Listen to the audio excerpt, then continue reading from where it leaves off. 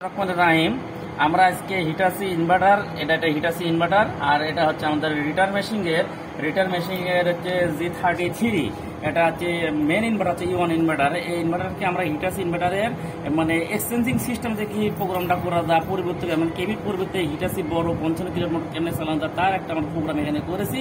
তার জন্য আমরা এখানে লেখা দিয়েছে এখানে কেবির আছে 14 নম্বর টার্মিনাল আর 10 নম্বর টার্মিনাল। এটা হচ্ছে রান কমান্ড অর্থাৎ মেশিং এর K11 আর K20 এমার্জেন্সি রিলে দুটো রিলে দিয়ে এনোতে নিচে রিলে এটা রান হবে। তার জন্য আমরা কি করবো তাহলে আমরা এই ধরেন এই তারটা ওই মেশিং গুলো আমরা K20 K নিয়ে নিই রিলে দুটো ধরে রান হয়ে যাবে। তার জন্য আমরা তার দুটো এখানে শর্ট দিয়ে দিলাম।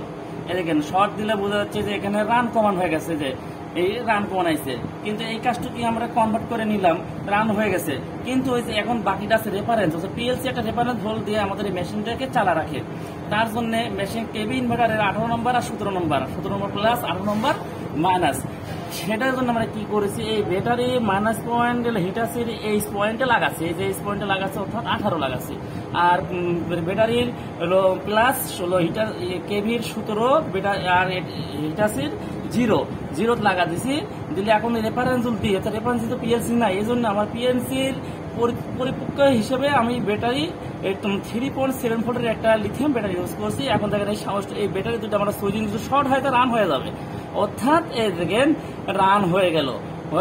আমাদের টেস্টাল ইঞ্জিনিয়ারিং সিস্টেমে যাদের এই G33 আছে কেবি ইনভার্টার যদি সমস্যা হয় E1 ইনভার্টারটা যদি সমস্যা হয় সেক্ষেত্রে যে কোনো ইনভার্টারটা আমরা এইভাবে প্রোগ্রাম দ্বারা আমরা চালাতে করতে পারি।